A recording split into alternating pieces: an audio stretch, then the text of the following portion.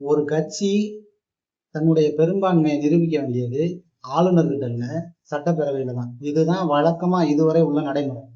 ஆனா அதுல முற்று முழுதாக மாறி தற்போது உள்ள ஆளுநர் பெரும்பான்மை நிரூபிக்க வேண்டிய அந்த தாவேகம் வந்தாலும் கூட அவங்களுக்கு பதவியேற்பு விழாவை செஞ்சு வைக்காம இருக்கிறாங்க. தாவேகமுடைய தலைவர் விஜய் அவர்கள் 24 மணி நேரத்துக்குள்ள 2 முறை போய் ஆளுநரை சந்திச்சிருக்கிறார். ஒரு பதவியேற்புக்காக ஒரு பெரும்பான்மை பெற்ற கட்சி அதனுடைய தலைவர் தொடர்ந்து இது போல 2 முறை சந்திக்கிறது அப்படிங்கிறது இந்த மாநிலத்தில் இருக்கக்கூடிய ஆளுநர் அவர்கள் மக்களுடைய மனநிலையை ஒரு பொதுநிலையில உருவாக்கி இருக்கிறார்.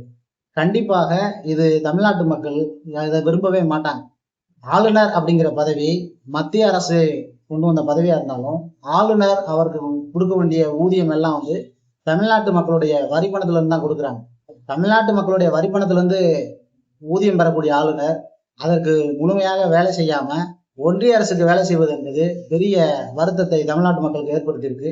இது இன்னும் எவ்வளவு பெரிய அழுத்தத்தையும் எவ்வளவு பெரிய சலசலப்பையும் தமிழ்நாட்டில் உருவாக்க போகுது, தொடர்ந்து இந்த ஆளுநர் நீடிப்பாரா என்பது கூட பெரிய கேள்விக்குறியாக இருக்கு.